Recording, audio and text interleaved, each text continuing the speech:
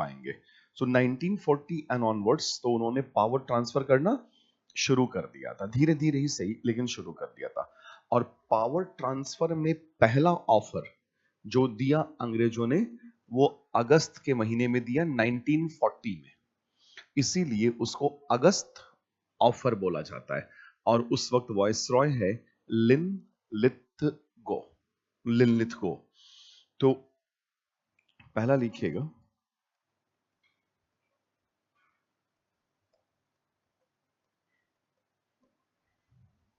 दी अगस्त offer,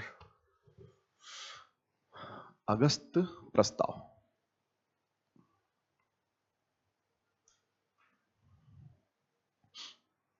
अगस्त प्रस्ताव।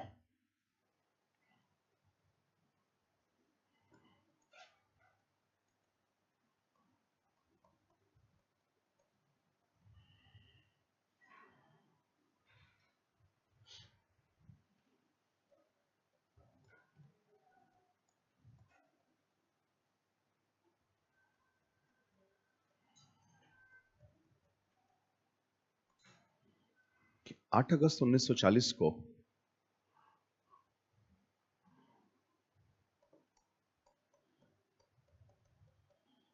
8 अगस्त 1940 को viceroy Lord Linlithgow के द्वारा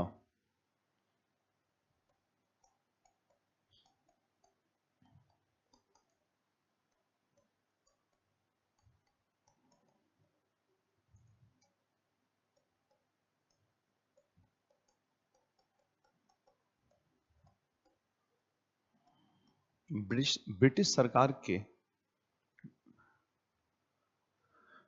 सरकार के बिहाफ पर, ऑन बिहाफ ऑफ को हिंदी में कैसे लिखेंगे? On behalf of, on behalf of, हाँ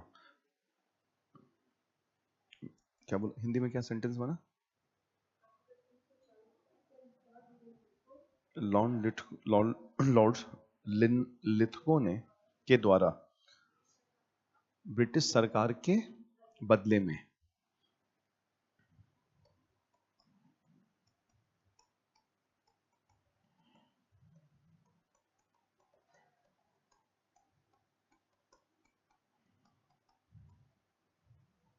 एक नीतिगत कथन जारी किया गया, एक नीतिगत कथन जारी किया गया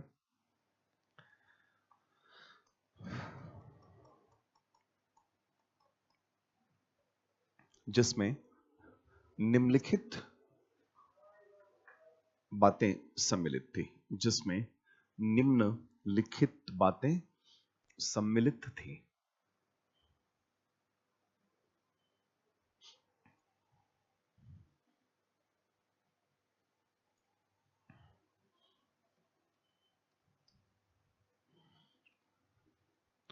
इसको ना कैपिटल ए कर दीजिएगा, अगस्त ऑफर। इसमें फिर पॉइंट नंबर 1 2 3 4 करते हैं। पहला लिखिएगा,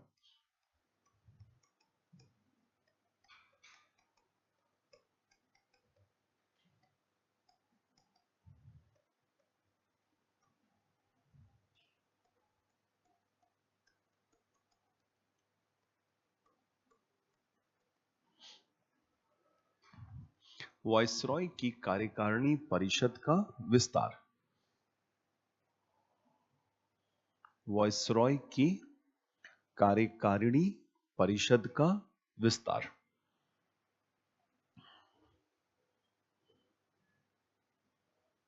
और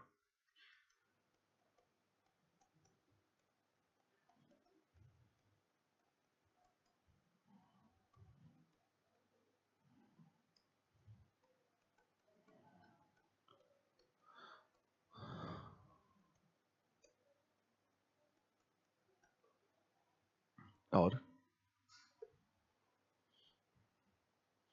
एक एडवाइजरी वॉर काउंसिल,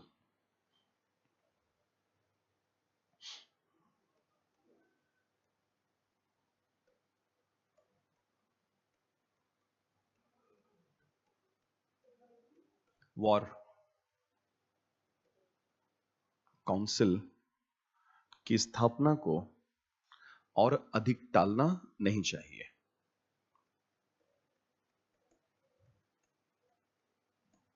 और अधिक टालना नहीं चाहिए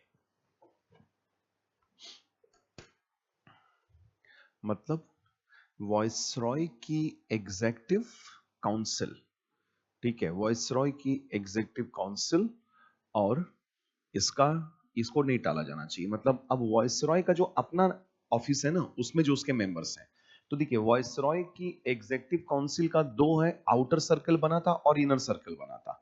तो इनर सर्कल पोर्टफोलियो गवर्नमेंट में बदलता गया और आउटर सर्कल किस में बदलता गया, लोकसभा और राज्यसभा में बदलता गया। लेकिन वॉइसरॉय की सहायता के लिए जो उसकी अपनी काउंसिल थी वो तो वैसी रहेगी ना, आउटर सर्कल एग्जेक्टिव में बदल गई, सॉरी इनर सर्कल, और आउटर सर्कल लेजिस्लेचर में बदल गई। लेकिन वॉइसरॉय की मदद करने के लिए उसके काउंसिल तो चाहिए होगी ना उसके ऑफिस में।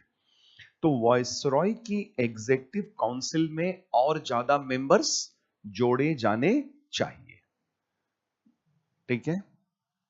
और दूसरा कि चूंकि सेकेंड वर्ल्ड वॉर शुरू हो चुका था और सेकेंड वर्ल्ड वॉर में इंडिया अंग्रेजों की तरफ से एक पार्टी बन चुका था और बिना इंडियंस से पूछे ही Indian politicians, Indian political party से बिना डिस्कशन सलाह मशवरा किए ही ब्रिटिश गवर्नमेंट ऑफ इंग्लैंड ने इंडिया को एक पार्टी बना दिया था इंग्लैंड की तरफ से, बिना पूछे पाछे, जिसका विरोध किया कांग्रेस पार्टी ने। और कांग्रेस पार्टी ने प्रांतों में सरकार बनाई थी 1937 के इलेक्शंस में, प्रोविंशियल विधानसभा के चुनाव में कांग्रेस पार्टी ने 7 जगह पर सरकार बनाई थी। और अभी 28 महीने हुए थे और 28 महीने के बाद रिजाइन कर दिया। सारी की सारी प्रांतीय कांग्रेस की प्रांतीय सरकारों ने रेजिग्नेशन दे दिया।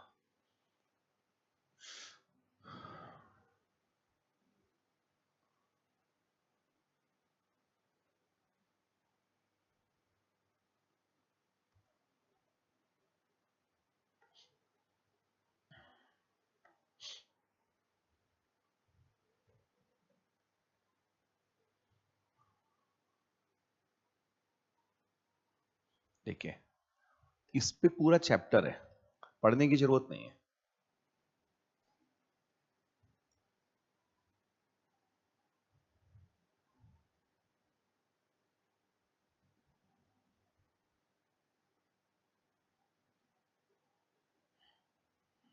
दिख रहा है?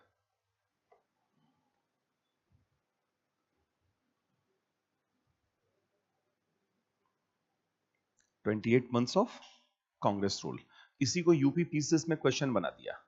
कितने महीने के बाद कांग्रेस गवर्नमेंट ने रिजाइन किया था? कितने महीने के बाद? 28 महीने के बाद। 28 महीने, 27 महीने, 29 महीने, 30 महीने, है ना। ऐसे भी करते हैं यूपी पीसीएस वाले, कुछ भी उल्टा सीधा पूछ सकते हैं, कोई भरोसा दूर दूर तक यूपी पीसीएस वालों का नहीं है। एब्सर्ड क्वेश्चंस आते हैं, लेकिन आते तो हैं। हाँ, और इंटरेस्टिंग बात यह है कि आते इन्हीं किताबों से हैं, लेकिन वो ऐसे टुच्चा सा सवाल पूछते हैं ना कि इरिटेशन हो जाता है, आदमी को मूड खराब हो जाता है कि ये क्या पूछ रहे हो यार, कुछ ढंग की चीज पूछो। ये पूछ क्या रहे हो कि कितने महीने के बाद रिजाइन कर दिया? अजीब सा सवाल है ना। तो एडवाइजरी वॉर काउंसिल की एक ऐसा काउंसिल बनाया जाए जिसमें इंडियंस भी हो और ब्रिटिशर्स भी हो और युद्ध के मसलों पर हम आपस में चर्चा कर सकें। सेकेंड वर्ल्ड वॉर में चूंकि इंडिया भी पार्टी है और इंग्लैंड भी पार्टी है, तो पार्टी पार्टी मिलके एक काउंसिल बनाते हैं और युद्ध के मसलों पर सलाह मशविरा करेंगे। Advisory war council should know longer be postpone, मतलब जल्दी से जल्दी हमें बना लेना चाहिए। और वायसरॉय की एग्जीक्यूटिव काउंसिल का एक्सपेंशन करेंगे और उसमें और इंडियंस को शामिल करेंगे। एक तो ये है, इसमें ध्यान देते रहिएगा कि कहां पर पॉजिटिव ऑफर है, कहां पर नेगेटिव ऑफर है, ठीक है ना। अलग से ऑब्जर्वेशन नहीं करना है इसमें, साथ ही साथ ऑब्जर्वेशन कर लेना है।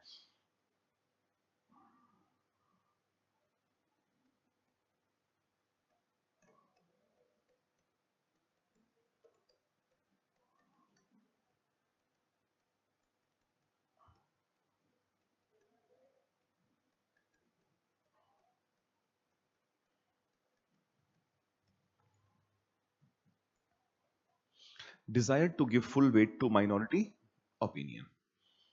क्या हो गया इसका मतलब? अल्पसंख्यकों के विचारों को, अल्पसंख्यकों के विचारों को आवश्यकता से अधिक पूर्ण महत्व देना।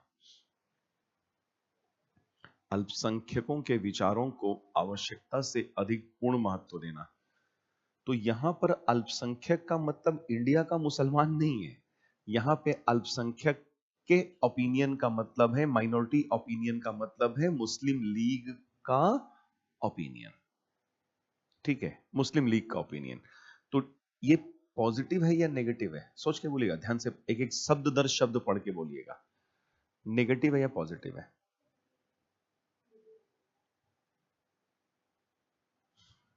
नेगेटिव। क्यों? नहीं नहीं, इस सेंटेंस में क्या पॉजिटिव क्या नेगेटिव है? ऑफर की बात कर रहा हूं। आप तो इंटरप्रेट कर रहे हो ना। ऑफर इंटरप्रेट पे तो नेगेटिव है ही है। ऑफर, ये लाइन में आपको क्या पॉजिटिव या नेगेटिव दिख रहा है? देखिए, माइनॉरिटी के विचारों को तो महत्व देना होता है ना। हाँ, ये जो है ना, यहां प्रॉब्लम है।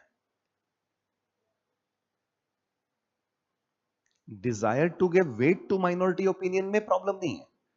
Full weightage to minority opinion मतलब, इसका मतलब ये होता है, देखिए इसको यूं समझिए कि हम माइनॉरिटी के विचारों को महत्व देते हैं। हम माइनॉरिटी के राइट्स को प्रोटेक्ट भी करेंगे, लेकिन मेजॉरिटी के कॉस्ट पे थोड़ी ना करेंगे। माइनॉरिटी के राइट्स को प्रोटेक्ट किया जाता है, लेकिन मेजॉरिटी के कीमत पर थोड़ी ना कर दिया जाएगा। ये चीज दूसरा। तीसरा है,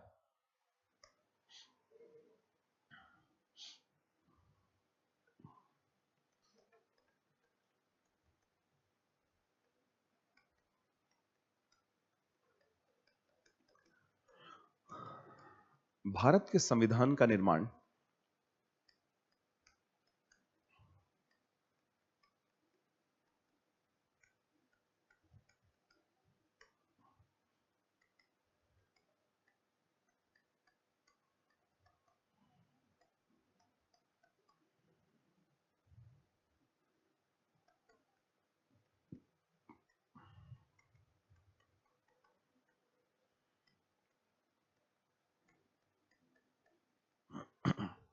भारत के संविधान का निर्माण मुख्यतः भारतीयों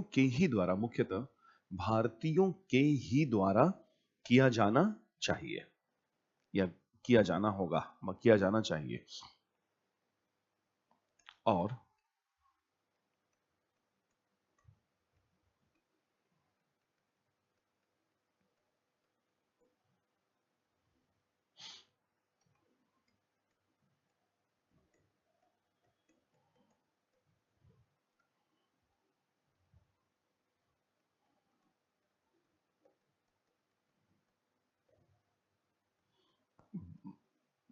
भारतीय समाज,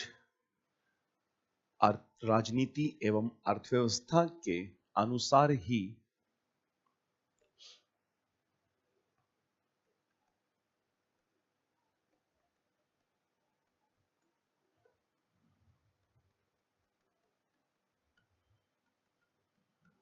भारतीय समाज, अर्थव्यवस्था एवं राजनैतिक जीवन के अनुसार ही इस संविधान का निर्माण किया जाना चाहिए। तो इस ऑफर में क्या है कि वायसरॉय ये कह रहा है कि देखिए, हम आपको ये राइट देंगे अब कि आप लोग खुद ब खुद अपना संविधान बना लो। तो अब ये ऑफर ध्यान से पढ़िएगा और बताइएगा कि पॉजिटिव है कि नेगेटिव है। पूरा पढ़ के बोलिएगा, अभी नहीं, वर्ड बाय वर्ड पढ़ लीजिए ध्यान से।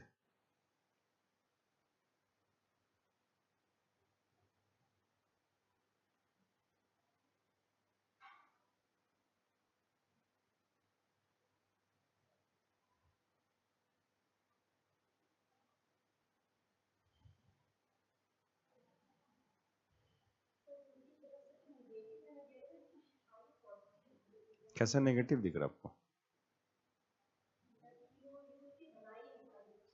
नहीं नहीं नहीं, इतने में जितना लिखा हुआ है मैं उतने में पूछ रहा हूं, पॉजिटिव है नेगेटिव है? कैसे नेगेटिव है? नहीं, ये तो अच्छा है कि इंडियन कॉन्सेप्शन में बनेगा, ये तो पॉजिटिव है ना। हमारे हिसाब से हमारा कॉन्स्टिट्यूशन बनेगा, ये तो पॉजिटिव है। नहीं, प्रॉब्लम कहां पे इस ऑफर में? देखिए, नहीं नहीं नहीं नहीं, एक मिनट देखिए, प्रॉब्लम कहां पे है।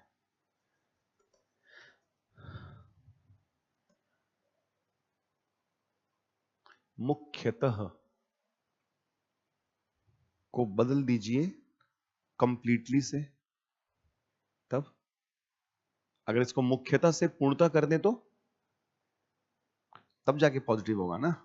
मुख्यतः का मतलब अंग्रेज रहेंगे, पूर्णतः का मतलब एक भी अंग्रेज नहीं रहेगा। तो इसका मतलब है ये तो टांग टांग अड़ाने वाली बात है ना, कि आप कॉन्स्टिट्यूशन बनाओ लेकिन हम रहेंगे। तो आप रहोगे तो हम बनाएंगे क्या? आप तो टांग अड़ाते रहोगे। तो हाँ, तो इसका मतलब ये है कि ऑफर तो बढ़िया है, लेकिन यहां प्रॉब्लम है हमें, प्राइमरली पे हमें प्रॉब्लम है। आप कंप्लीटली दीजिए तो बाकी तो इसमें एक यहां प्रॉब्लम है। दूसरा, full weight to minority opinion, ये नेगेटिव है। वॉइसरॉय की कार्यकारिणी परिषद या एडवाइजरी वॉर काउंसिल, ये तो पॉजिटिव है। चलिए, यहां तो कोई ऑब्जेक्शनेबल बात नहीं दिखाई दे रही है। लेकिन सेकंड प्रोविजन जो है ये नेगेटिव दिख रहा है। थर्ड प्रोविजन में प्राइमरली शब्द की वजह से ये क्या हो जा रहा है? नेगेटिव हो जा रहा है। ठीक है, मतलब कुल मिला जुला के एक जो चीज समझ में आ रही है वो ये है कि आप ऑफर देना भी चाह रहे हो और नहीं भी देना चाह रहे हो, है ना। हाँ, इंटरफेरेंस आपने बना करके रखा हुआ है, तो ऐसे में तो काम नहीं चलेगा भाई। और चौथा, एक और लिखिए।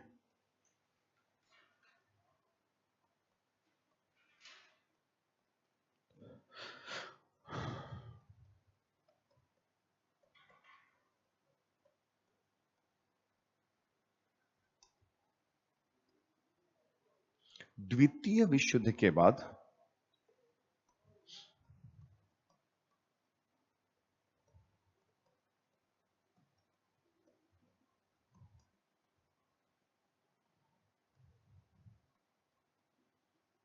नए संविधान के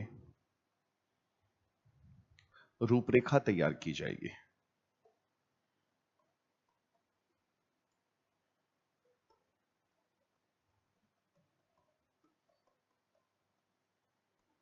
नए संविधान की रूपरेखा तैयार की जाएगी।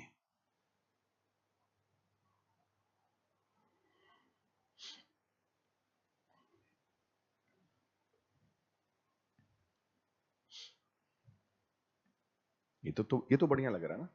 संविधान की रूपरेखा बनाएंगे, कैसा नेगेटिव है?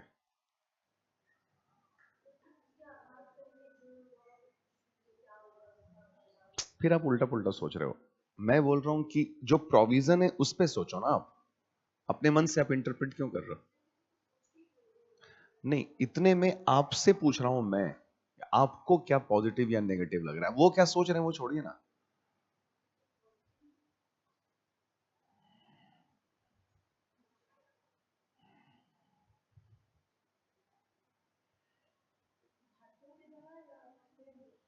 जितना लिखा हुआ है उस पे बोल रहा हूं, आप फिर बार बार भटक रहे हो। मैं कह रहा हूं कि जितना लिखा हुआ है उस पे आप बताओ ना, पूछो मत मेरे से कुछ और सोचो मत दाएं बाएं। इसमें क्या ऑब्जेक्शनेबल चीज लग रही है या नहीं लग रही है वो पूछ रहा हूं।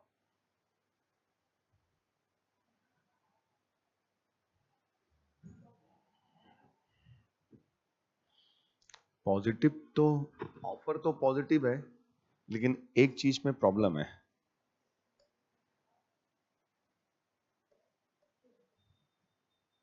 After second world war offer आप दे रहे हो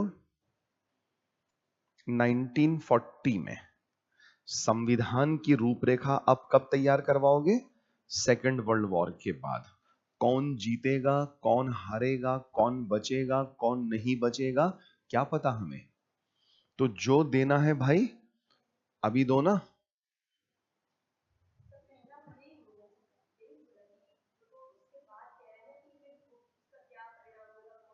तो ये कहां बोला आपने? अच्छा, नहीं सुना मैंने। ठीक है, तो ये ऑब्जेक्शनेबल है। तो ये ऑफर क्या होगा? नहीं, ऑफर का क्या होगा? कांग्रेस और मुस्लिम लीग, अब दो पार्टीज हैं बड़ी। कांग्रेस क्या क्या करेगी और मुस्लिम लीग इस ऑफर का क्या करेगी? स्टैंड क्या होना चाहिए? कांग्रेस इसको सिरे से बाइकआउट कर देगी, रिजेक्ट कर देगी, लेकिन मुस्लिम लीग एक्सेप्ट करेगी। क्यों एक्सेप्ट करेगी? मुस्लिम लीग एक्सेप्ट इसलिए करेगी क्योंकि यहां माइनॉरिटी ओपिनियन को फुल वेटेज दिया जा रहा है, इसलिए वो एक्सेप्ट कर लेगी। कांग्रेस बोलेगी कि ये क्या मुसीबत है यार, अभी जो देना है अभी तो ये हर चीज में बाद में देंगे, प्राइमरली फुल वेटेज ये सब नहीं होगा, ये हमें तो ये ऑफर रिजेक्ट हो जाएगा। तो आगे लिखिएगा, this offer was rejected by the INC, Indian National Congress। इस ऑफर को भारतीय राष्ट्रीय कांग्रेस ने खारिज कर दिया।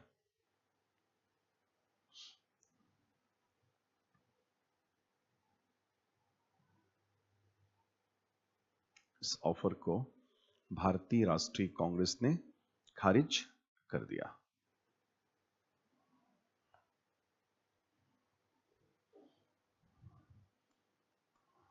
परंतु इससे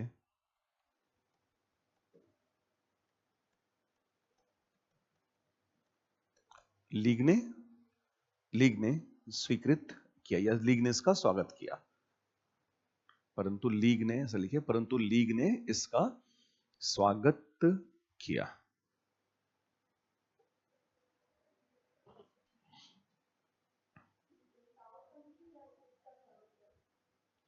लीग ने, अब ज्यादा स्पेसिफिकली जाएंगे तो किसका स्वागत करेगी लीग?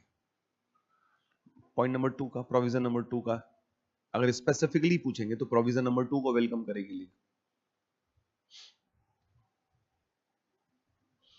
अब देखिए, सेकेंड वर्ल्ड वॉर चल रहा है और सेकेंड वर्ल्ड वॉर में इंग्लैंड फ्रांस के हालात, रशिया के हालात बहुत खराब है और जर्मनी ने बहुत तगड़ा, जर्मनी और जापान ने बहुत तगड़ा प्रहार किया था और दक्षिण पूर्व एशिया में, साउथ ईस्ट एशिया में जापान ने बुरी तरीके से हराया था अंग्रेजों को। Turning point second world war में तब आया था जब यूएसए की एंट्री हुई थी और जापान ने गलती कर दिया था, अमेरिका का जो बेस था पैसिफिक ओशन में उस पे एयर स्ट्राइक कर दिया था, उसको पर्ल हार्बर बोलते थे, पर्ल हार्बर पे अटैक किया था। उसी के बाद यूएसए की एंट्री हो गई थी सेकेंड वर्ल्ड वॉर में और फिर पूरा लड़ाई का नक्शा बदल के रख दिया, दुनिया का नक्शा ही बदल दिया। वहां पे पहली बार जो दुनिया को पता चला कि इतना बड़ा सुपर पावर है संयुक्त राज्य अमेरिका।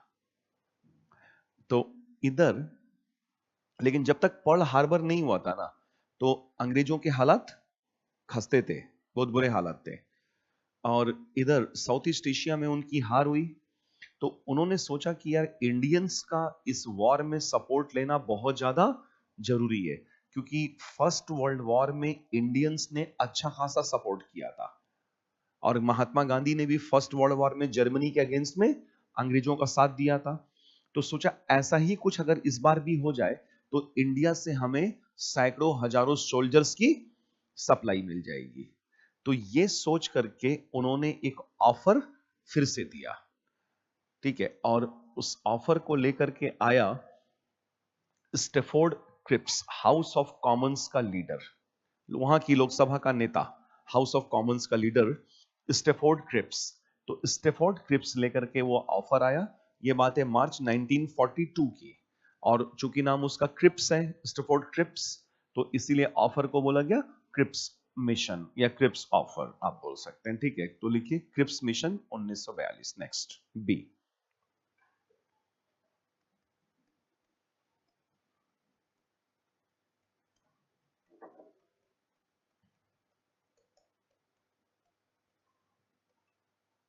Cripps mission 1942।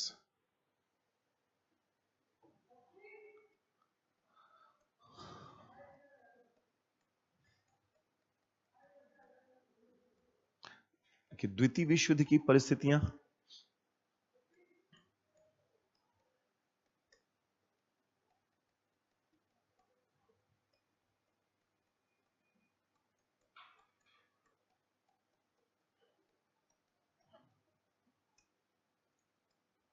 और दक्षिण पूर्व एशिया में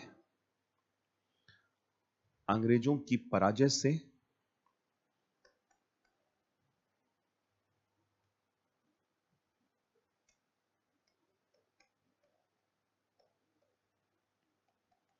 बाध्य होकर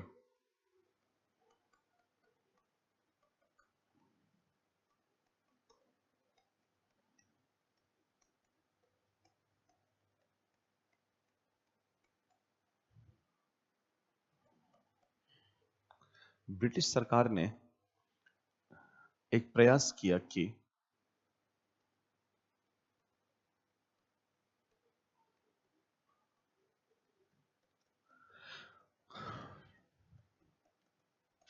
कि भारत में संवैधानिक गतिरोध को दूर किया जाए।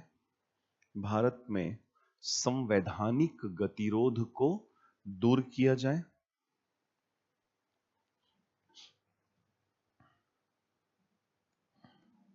और इसी के बाद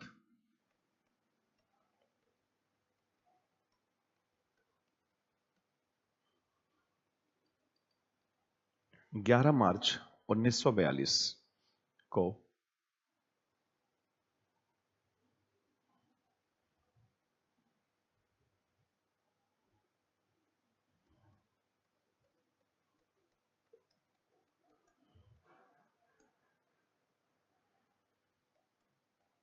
हाउस ऑफ कॉमन्स का नेता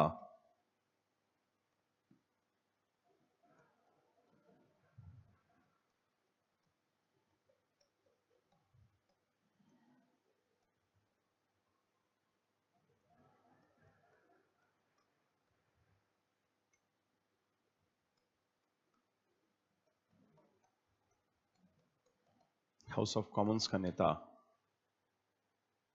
स्टेफोर्ड क्रिप्स को भारत भेजा गया,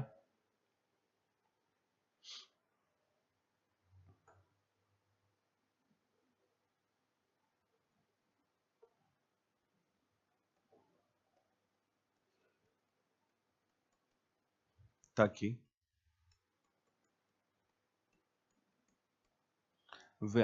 वह युद्ध की परिस्थितियों को स्पष्ट कर सके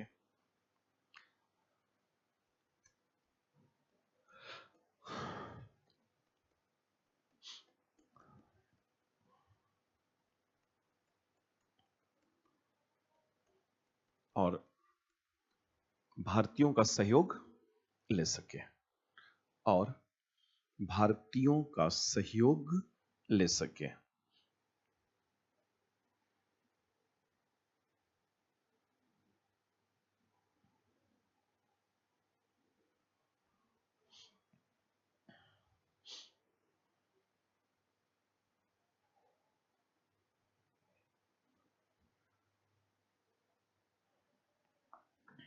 ठीक है, तो मेन मुद्दा यह था कि इनको इंडियंस का सपोर्ट चाहिए था, तो ये ऑफर मिला हमें क्रिप्स मिशन के तौर पे। अब इसमें कुछ प्रोविजन, बहुत सारे प्रोविजन से हम लोग चार पांच मेन मेन प्रोविजन पे डिस्कशन करते हैं, और बस इसमें ध्यान देते रहिएगा कहां पे पॉजिटिव दिखेगा और कहां पे नेगेटिव।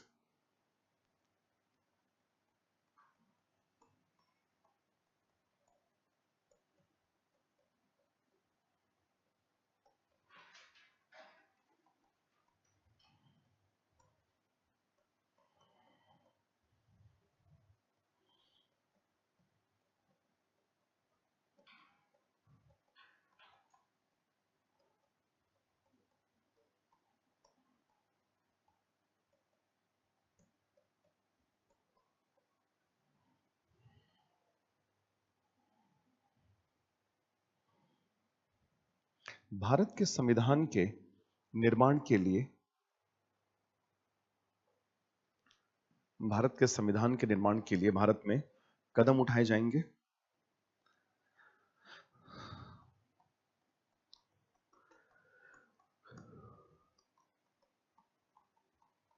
कदम उठाए जाएंगे।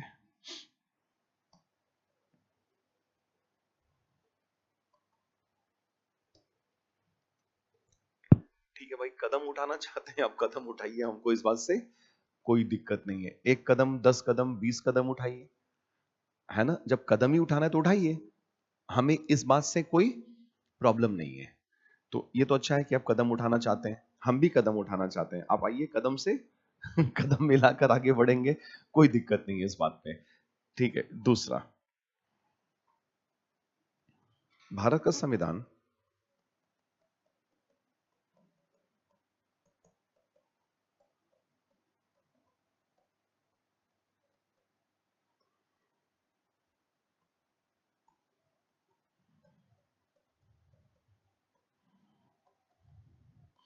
पूर्ण रूप से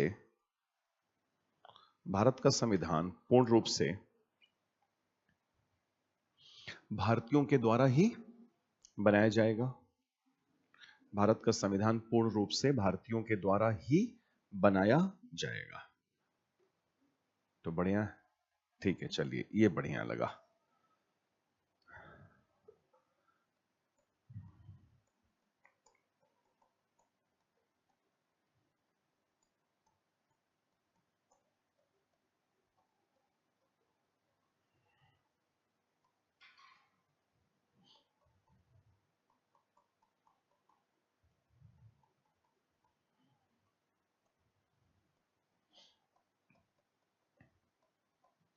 संविधान निर्मात्री सभा में, संविधान निर्मात्री सभा में या संविधान सभा, ठीक है ना, संविधान निर्मात्री सभा में भारतीय राज्यों की भागीदारी के लिए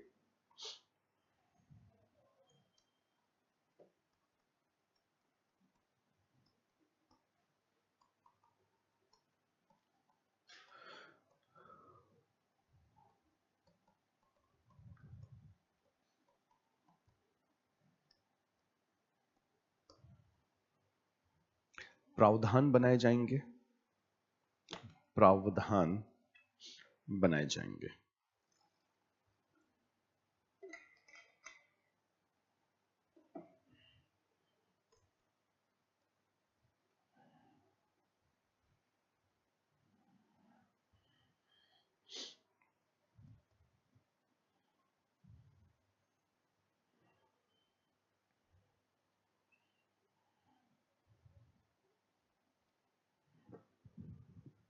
ठीक है, अब तक तो सब ठीक चल रहा है।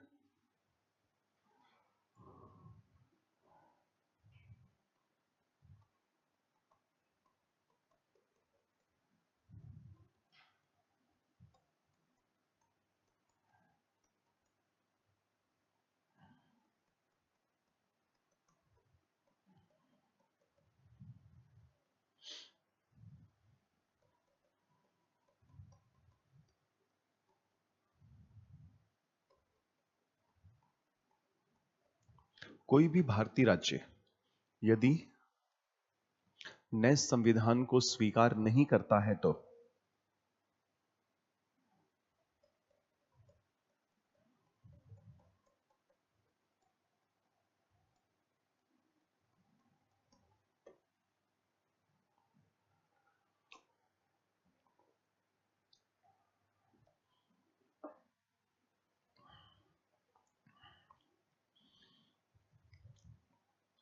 स्वीकार नहीं करता है तो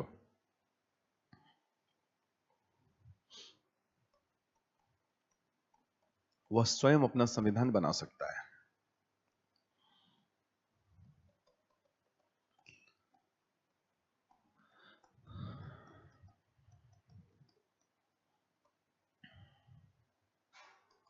और उसकी वही हैसियत होगी और उसकी वही स्थिति होगी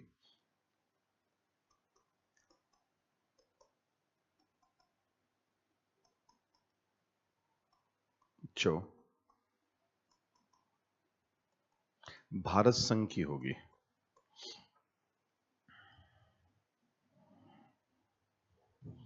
जो भारत संघ की होगी, मतलब ऑफर दे रहा है कि ऑफर छीन रहा है, यही समझ में नहीं आ रहा है। क्या बदतमीजी वाला ऑफर है कि कोई स्टेट, अभी मान लीजिए बंगाल है, और बंगाल ने बोला कि हमको ये कॉन्स्टिट्यूशन पसंद नहीं आ रहा है, हम अपना अलग कॉन्स्टिट्यूशन बनाएंगे भाई। तो बंगाल अब अलग से कंट्री बन जाएगा और उसका वही हैसियत होगा जो यूनियन ऑफ इंडिया का होगा। ये तो ऐसा हो गया जैसे इंडिया को टुकड़े टुकड़े करके खत्म कर दिया जाए। ये कोई ऑफर थोड़ी ना है, ये तो प्लान है इंडिया को कई टुकड़ों में बांटने का।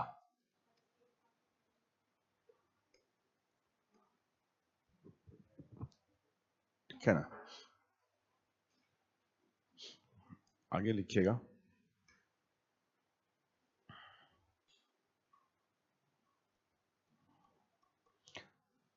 प्रजातीय एवं धार्मिक अल्पसंख्यकों के हितों की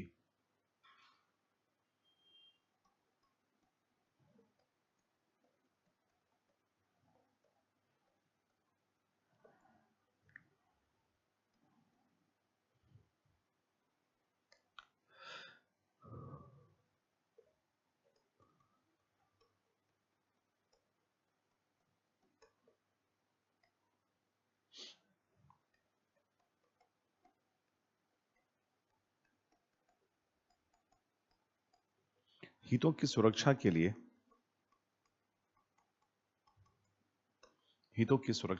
प्रावधान बनाए जाएंगे।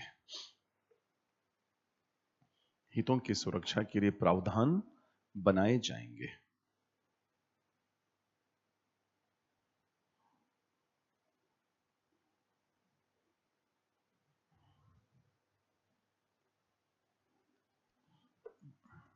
एक और, संविधान सभा या संविधान निर्मात्री सभा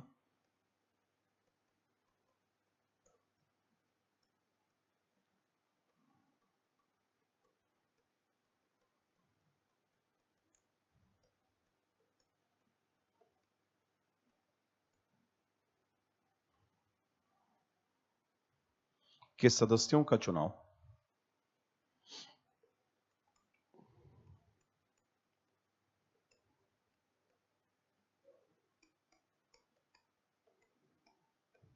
प्रांतीय विधायिका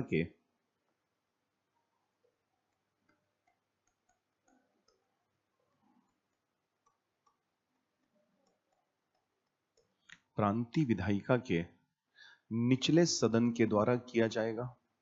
विधानसभा, जैसे ना विधानसभा और विधान परिषद जहां पे होगी, जैसे यूपी में कैसे है विधानसभा और विधान परिषद है, तो विधानसभा सिर्फ, विधान परिषद के सदस्य ने चुनाव प्रांतीय विधायिका के निचले सदन के सदस्यों के द्वारा किया जाएगा।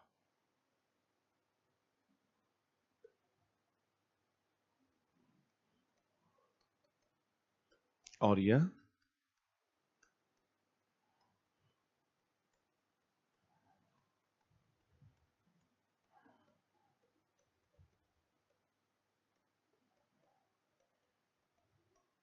आनुपातिक प्रतिनिधित्व प्रणाली के तहत होगा।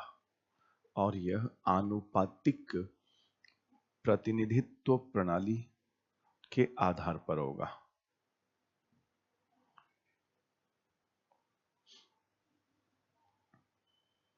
तो सीधे सीधे इसको कांग्रेस क्या करेगी, खारिज कर देगी, और मुस्लिम लीग तो लपक के पकड़ लेगी।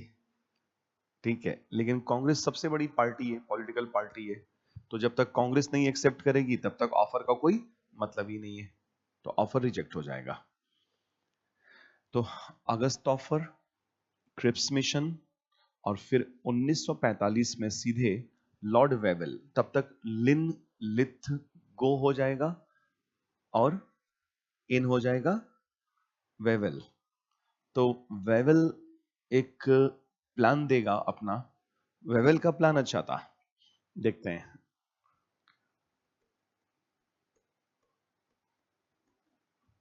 वेवेल योजना,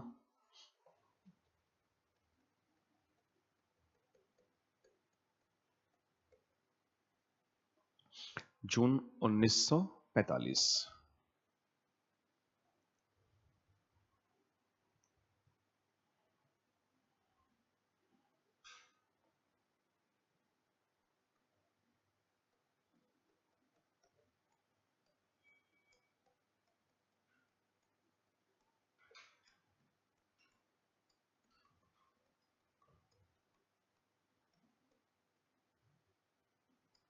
लॉर्ड वेवेल जिसने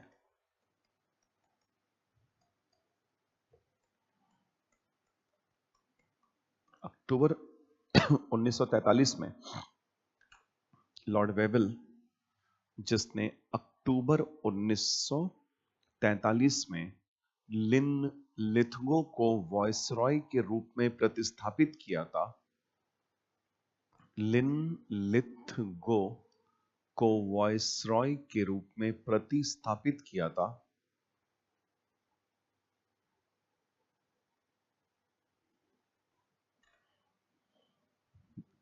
ने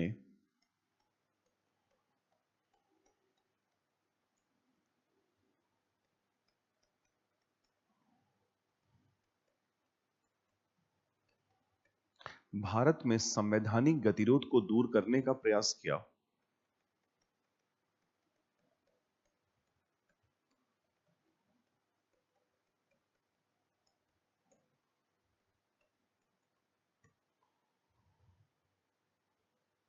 संवैधानिक गतिरोध को दूर करने का प्रयास किया और अपना ये प्लान बताया इसने।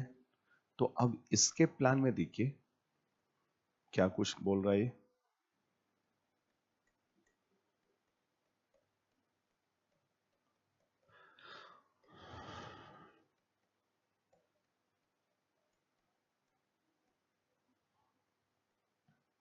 वॉइसरॉय एवं कमांडर इन चीफ को, मुख्य सेनापति, वॉइसरॉय एवं कमांडर इन चीफ को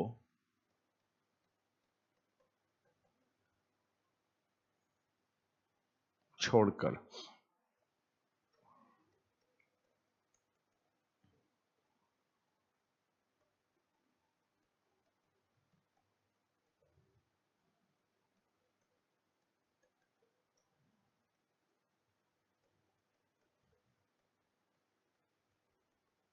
वॉइसरॉय की कार्यकारिणी परिषद के सभी सदस्य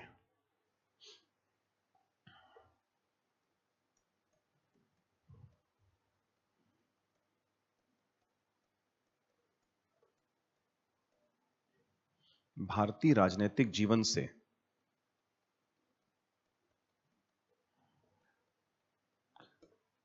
लिए जाएंगे।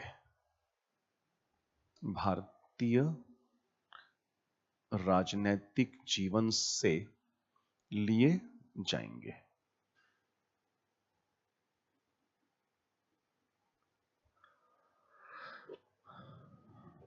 तो ये तो अच्छा ऑफर है, इसमें कोई दिक्कत नहीं है, क्योंकि वायसरॉय कह रहा है कि मेरे को छोड़ के, अभी कोई इंडियन को तो वायसरॉय बनाएगा नहीं, मेरे को छोड़ के और सेनापति, क्योंकि सेना का नियंत्रण वो लोग छोड़ेंगे नहीं, तो वायसरॉय को छोड़ के और कमांडर इन चीफ को छोड़ के बाकी वायसरॉय की कार्यकारिणी परिषद में, एग्जीक्यूटिव काउंसिल में जितने भी इंडियंस होंगे, मतलब जितने भी लोग होंगे मेंबर्स, वो सब के सब इंडियंस ही होंगे। ये बढ़िया है, इसमें कोई दूर दूर तक प्रॉब्लम नजर अभी तक नहीं आ रहा है। दूसरा,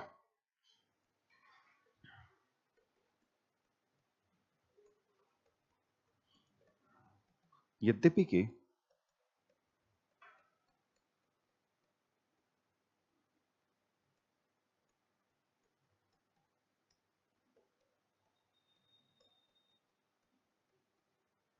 वायसरॉय की वीटो शक्ति को समाप्त नहीं किया जाएगा, वायसरॉय की वीटो शक्ति को समाप्त नहीं किया जाएगा,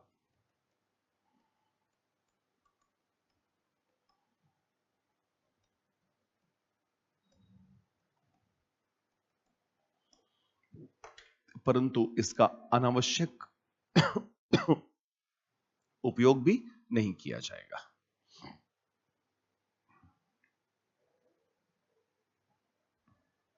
इसका अनावश्यक उपयोग भी नहीं किया जाएगा, ये भी ठीक है। क्योंकि देखिए वीटो पावर तो वो छोड़ेंगे नहीं, क्योंकि वीटो पावर छोड़ने का मतलब सारा का सारा ट्रांसफर अभी कर देना।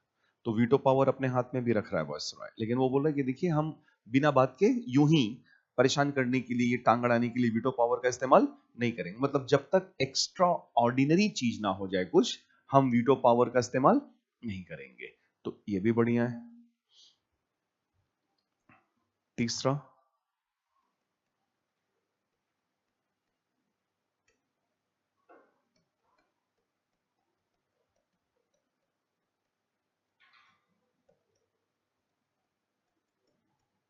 विदेश मामले का, विदेश नहीं, हाँ ठीक है, विदेशी मामलों का मंत्रालय, यानी कि विदेश मंत्रालय, विदेशी मामलों का मंत्रालय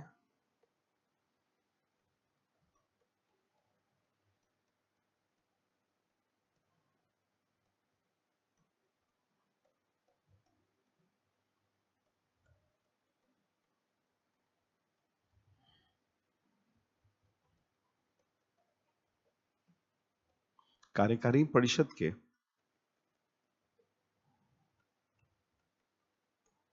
कार्यकारिणी परिषद के किसी भारतीय सदस्य को दिया जाएगा।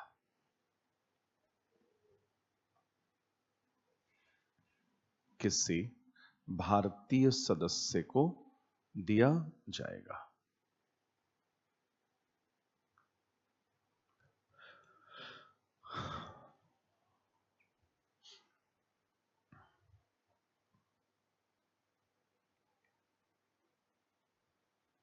सब कुछ ठीक है, कोई दिक्कत है? लेकिन इससे दिक्कत मुस्लिम लीग को है, क्योंकि इसमें मुस्लिम लीग के लिए कुछ है ही नहीं। तो मुस्लिम लीग टांग अड़ा देगी, क्योंकि मुस्लिम लीग देखिए ऑलरेडी पाकिस्तान की डिमांड पर अड़ चुकी है, जा चुकी है, और वो पाकिस्तान का आइडियोलॉजिकल बेसिस तैयार कर रही थी और फिर उसको एग्जीक्यूट करेगी, ठीक है ना।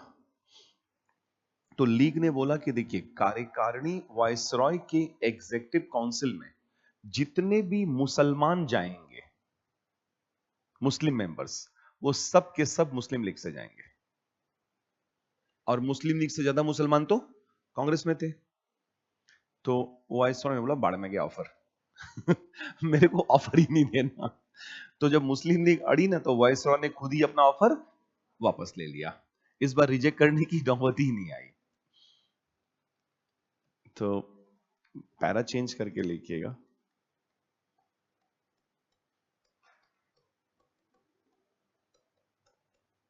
लीग स्वयं को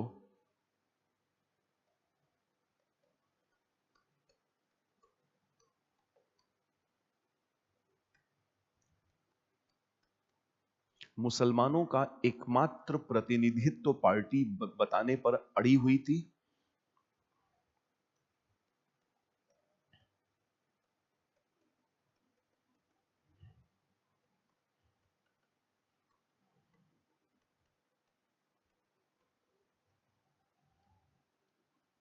बताने पर अड़ी हुई थी।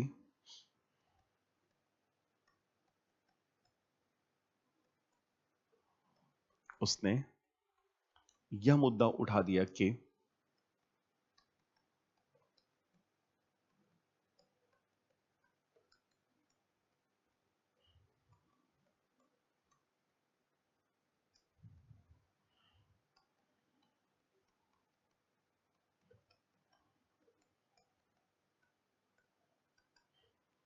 वायसरॉय की कार्यकारिणी परिषद में जितने मुस्लिम जाएंगे,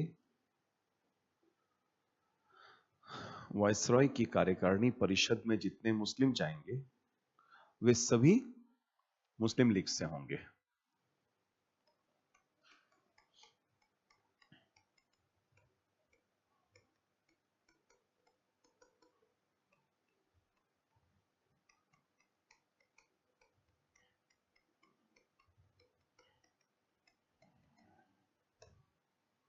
परंतु वायसरॉय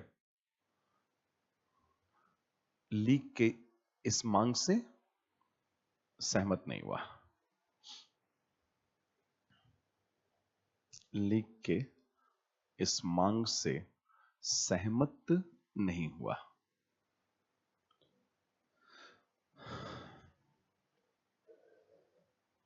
ठीक है,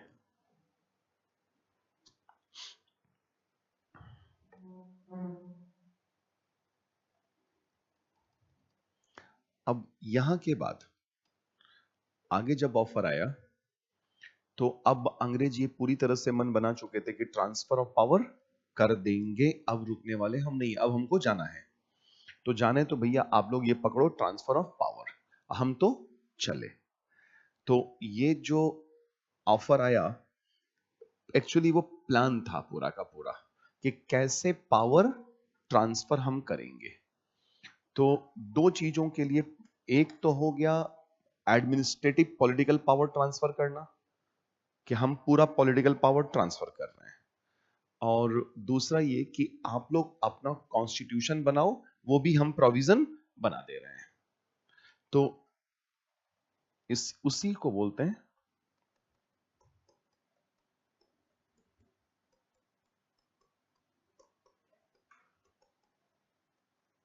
कैबिनेट मिशन प्लान।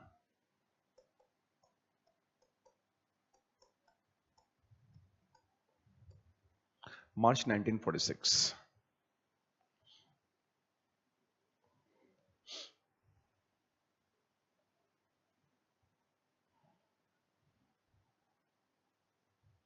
ठीक है, तो इसका जो मेन पर्पस था ना, उद्देश्य, वो दो था।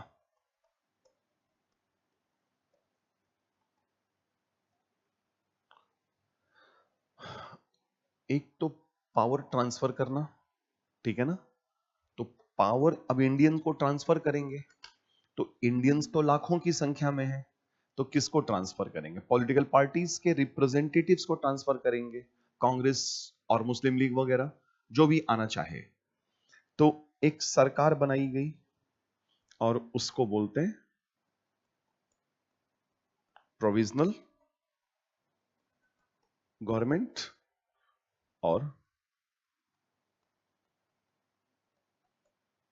इंतरिम गवर्नमेंट ऑफ इंडिया। ठीक है, अंतरिम सरकार, अंतरिम सरकार का गठन, प्रोविजनल। तो प्रोविजनल गवर्नमेंट में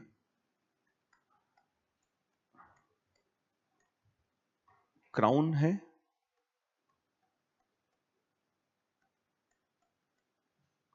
जॉर्ज सिक्स्थ क्राउन। ठीक है, अध्यक्ष इस सरकार का वाइसरॉय, वेवेल, वेवेल है, फिर बाद में वेवेल रिप्लेस हो जाएगा तो माउंट बेटन हो जाएगा प्रेसिडेंट। और एक और नया पोस्ट बनाया गया, नहीं कोई पोस्ट नहीं पीएम का, डेप्यूटी प्रेसिडेंट का पोस्ट है। ठीक है ना। और ये बने J L Nehru, Jawaharlal Nehru.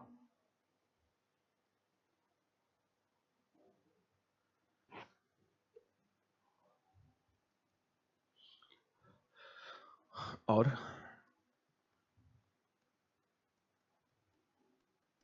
Cabinet ministers होंगे, तो लगभग 15 कैबिनेट मिनिस्टर्स हैं।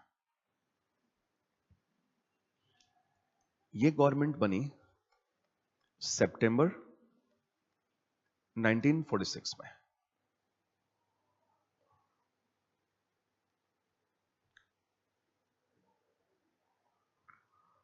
तो इस सरकार को पॉलिटिकल पावर ट्रांसफर किया जाएगा, ठीक है ना। तो अब यहां तो एक बात समझ में आ गई कि पावर ट्रांसफर होने का पूरा माहौल बन चुका है, और सिर्फ पावर ही ट्रांसफर नहीं करना है कि भाई आप लोग अपना कॉन्स्टिट्यूशन बनाओ, पूरी तरह से आप ही लोग बनाओ। और हम बता दे रहे हैं कैसे बनाओ। तो एक प्रोविजन लाए क्या,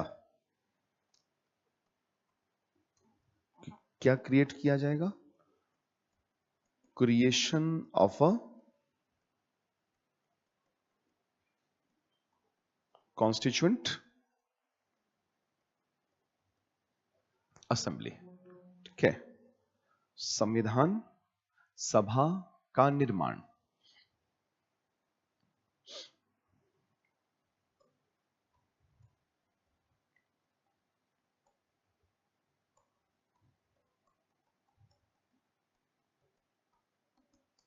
ताकि भारत के लिए संविधान का निर्माण किया जा सके, भारत के लिए संविधान का निर्माण किया जा सके।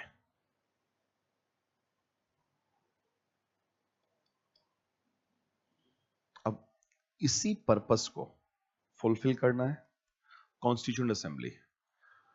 तो कैसे, क्या कैसे अरेंजमेंट होगा, कितने मेंबर्स आएंगे, कहां से आएंगे, ये सारा प्रोविजन बनाया गया।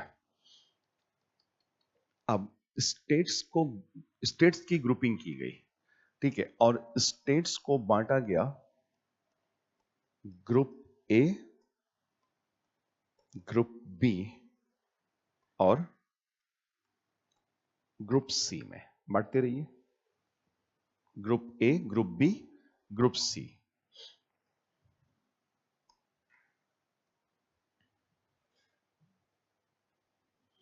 ग्रुप ए में रखा गया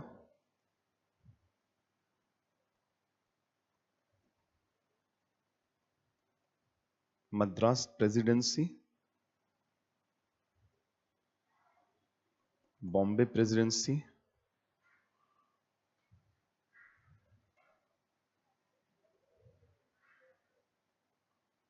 संयुक्त प्रांत,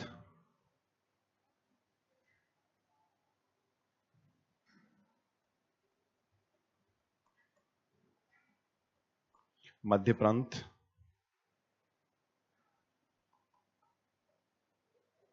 बिहार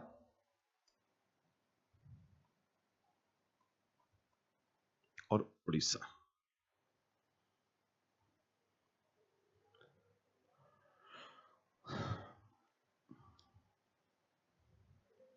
ठीक है, ग्रुप बी में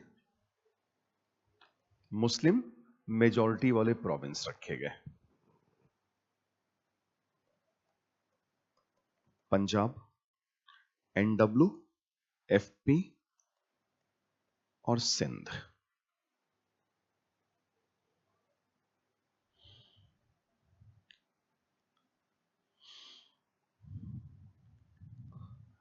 पंजाब, एनडब्ल्यू, एफपी और सिंध रखा गया, ये मुस्लिम मेजॉरिटी, ठीक है ना। और इसके बाद मिक्स पॉपुलेशन वाले दो प्रोविंस ग्रुप सी में रखे जाएंगे। तो बंगाल में मिक्स पॉपुलेशन लगभग बराबर की स्थिति है, ठीक है, और असम। ये कितने हो गए, 11 हो गए ना, 5 3 एक कहां गया, Madras, Bombay, United province, central, अच्छा इधर है, 1 2 3 4 5 6 7 8 9 और 2 11। ये मैं नीचे काउंट कर कहाँ चला गया, एक कम कहां से हो गया, है ना। बिहार एंड उड़ीसा, ये ऐसे लिख देते हैं। अब 11, ब्रिटिश इंडिया के 11 ही प्रांत थे, ठीक है। तो जो ग्रुपिंग किया गया,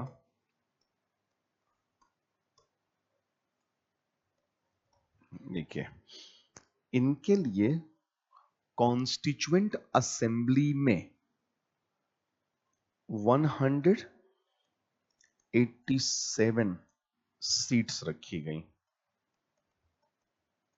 187 ग्रुप ए के लिए। ग्रुप बी के लिए 35 और ग्रुप सी के लिए 70।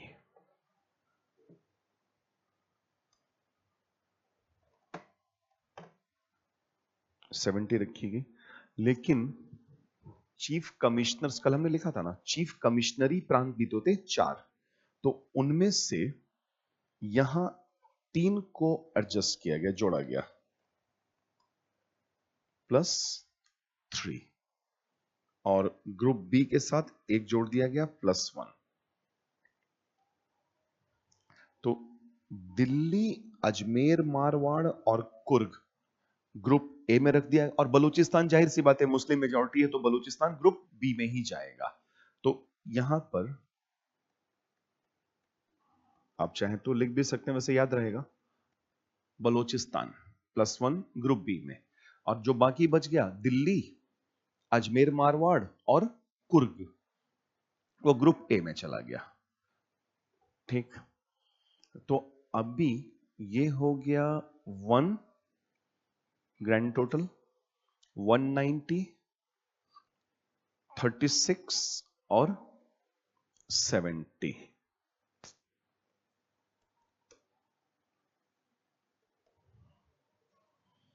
टोटल करिए,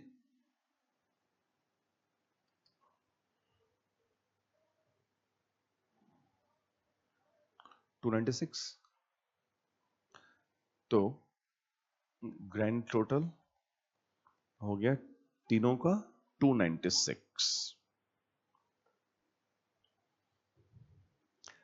लेकिन जो फेडरेशन प्रपोज्ड है, जो देश बनेगा नया, उसमें रियासतें भी तो हैं, तो रियासतों का सीट कहां गया? तो रियासतों को भी सीट अलॉट किया गया, तो रियासतों को +93 करिए यहां पे रियासत, और तब जाकर के पूरा टोटल आएगा 9, 389। ये है पूरा 389 मेंबर्ड कॉन्स्टिट्यूएंट असेंबली। ठीक है, 389 मेंबर्ड कॉन्स्टिट्यूएंट असेंबली ऐसे बनता है, और तब तक इधर ये चल रहा है, और उधर पैरा चेंज करके लिखिएगा, ब्रिटिश प्रधानमंत्री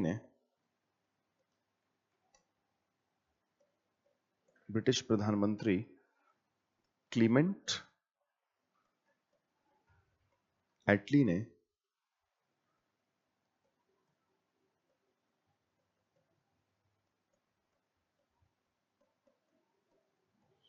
20 फरवरी 1947 को घोषणा कर दी कि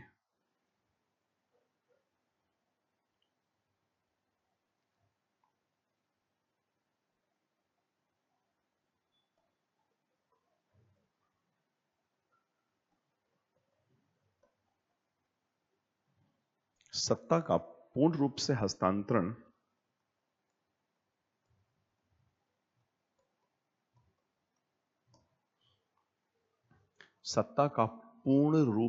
हस्तांतरण हस्तांतरण जून 1948 में कर दिया जाएगा। डेडलाइन है जून 1948 तक, पहले भी हो सकता है, हुआ ही जून 1948 तक कर दिया जाएगा।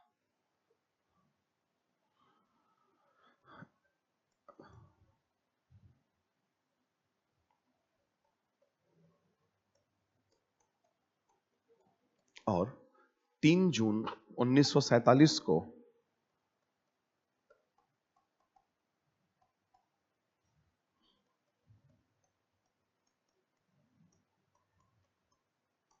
वाइसरॉय माउंटबेटन ने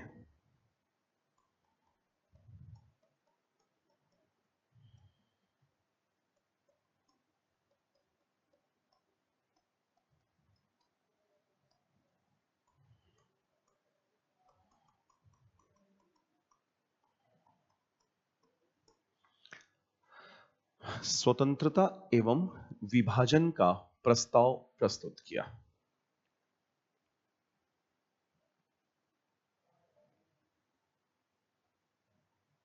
स्वतंत्रता एवं विभाजन का प्रस्ताव प्रस्तुत किया। Independence and partition, independence and partition. तो ये, और माउंटबेटन बोला ये आखिरी है, इसके बाद कुछ नहीं है। और इंडिपेंडेंस एक्सेप्ट होगा तो साथ ही साथ पार्टीशन उसमें अपने आप शामिल है। तो इंडिपेंडेंस अब मिलेगा, इसका मतलब पार्टीशन होगा ही होगा। ठीक है, ये ऑफर में ही है। और लास्ट में लिखिएगा,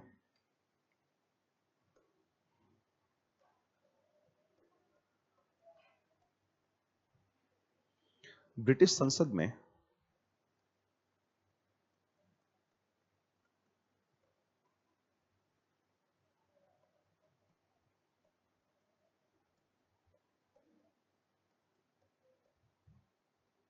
ब्रिटिश संसद में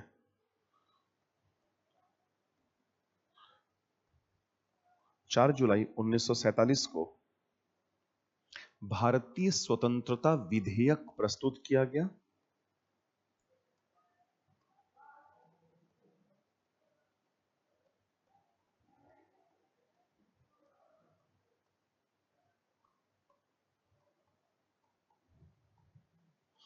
और 18 जुलाई 1947 को पारित हो गया, पारित होकर अधिनियम बना।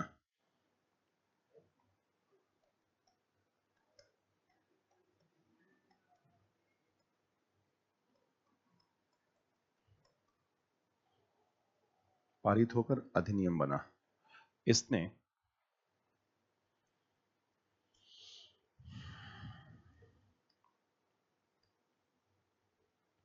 इसने क्या लिखा था?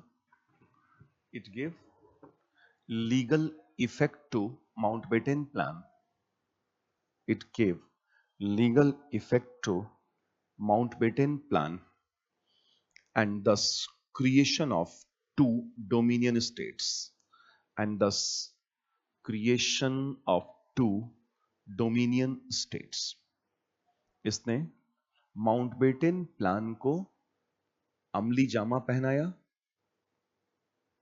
वास्तविकता अमली जामा पहनाया, और इस प्रकार दो डोमिनियन राज्य, डोमिनियन का मतलब संविधान नहीं है ना अभी हमारा, दो डोमिनियन राज्य का निर्माण हुआ, भारत और पाकिस्तान।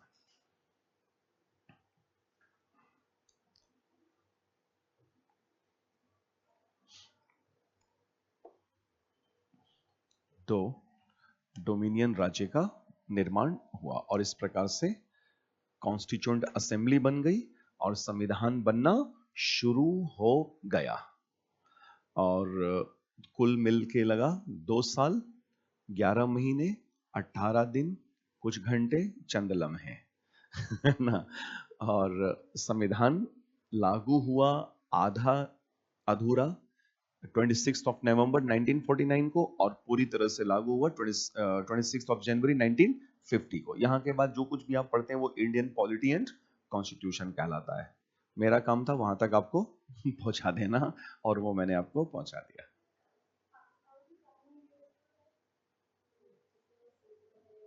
उसका नहीं पता, पाकिस्तान का कभी पढ़ा ही नहीं, कानूनी व्यवस्था क्या है।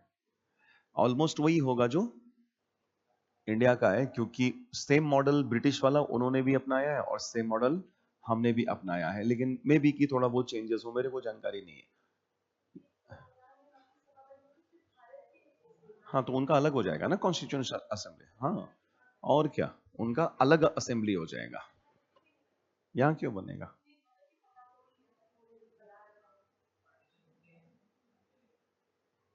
तो कॉन्स्टिट्यूशन असेंबली भी तो बढ़ जाएगी ना, फिर वो दूसरी बन जाएगी, वो अपना बनाएंगे, हम अपना कॉन्स्टिट्यूशन बनाएंगे। ये उनके लिए थोड़ी ना बनेगा, तो यहाँ क्यों रह के बनाएंगे? हम ना जाएंगे वहां, वो ना यहाँ रहेंगे, वो यही तो मांग रहे थे कि हमको यहाँ रहना ही नहीं है, तो वो तो सीधे सीधे चले जाएंगे ना। जैसे ही लीगल इफेक्ट होगा तो पाकिस्तान क्रिएट हो जाएगा ना। पाकिस्तान क्रिएट हो गया तो असेंबली भी उनकी अलग बनेगी। अपना कॉन्स्टिट्यूशन बनाएंगे। वो सब पॉलिटी में पढ़ते हैं कि कॉन्स्टिट्यूशन ऑफ पाकिस्तान और इंडिया में क्या डिफरेंस है, इंडिया और यूएसए के कॉन्स्टिट्यूशन में सिमिलैरिटीज और डिफरेंसेस है ना, वो टॉपिक नहीं है मेरे को, उधर जानकारी ही नहीं है। जहां जानकारी नहीं वहां पे नहीं बोलना चाहिए आदमी को है ना। चलिए इतना रहने देते हैं, फिर कल तो ऑफ रहेगा सैटरडे है ना, मंडे से कंटिन्यू करेंगे।